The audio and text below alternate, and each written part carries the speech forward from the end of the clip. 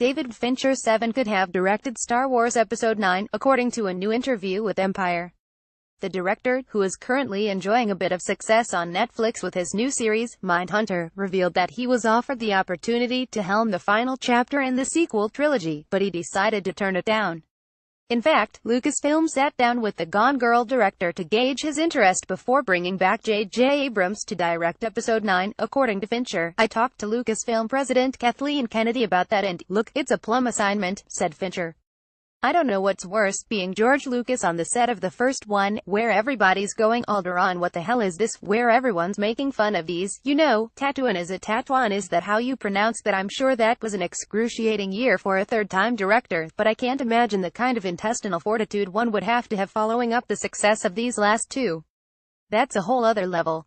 The man with the intestinal fortitude is Abrams, who made The Force Awakens a $2 billion global success.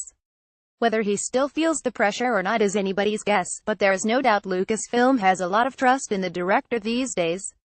As for Fincher, who's only ever directed one franchise movie, his debut film, the poorly received Alien 3, he wasn't ready to devote so much time to Star Wars, which is a pretty huge commitment for any director. "You'd have to really be sure this is what you wanted to do," he told Empire. "Because either way it's 2 years of your life, 14 hours a day, 7 days a week. There's no getting around it."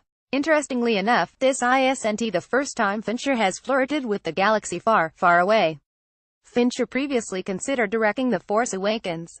In a 2014 interview with Total Film magazine, Fincher confirmed that had been in discussions with Lucasfilm to direct Star Wars Return to the big screen before the studio decided on Abrams. "I talked to Kathy about it, but I think that it's a different thing from. I don't know what Disney Lucasfilm will be like," Fincher said at the time. Fincher shared what his vision would have been for his installment, which he described as a story about slavery and the ultimate folly of man. "It's tricky. My favorite is The Empire Strikes Back. If I said, I want to do something more like that, then I'm sure the people paying for it would be like, no, you can't do that, we want it like the other one with all the creatures." "I always thought of Star Wars as the story of two slaves, C-3PO and R2-D2, who go from owner to owner, witnessing their master's folly, the ultimate folly of man.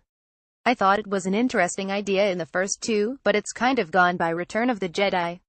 Fincher's Star Wars movie was not to be, and it doesn't sound like the director is interested in revisiting what could have been.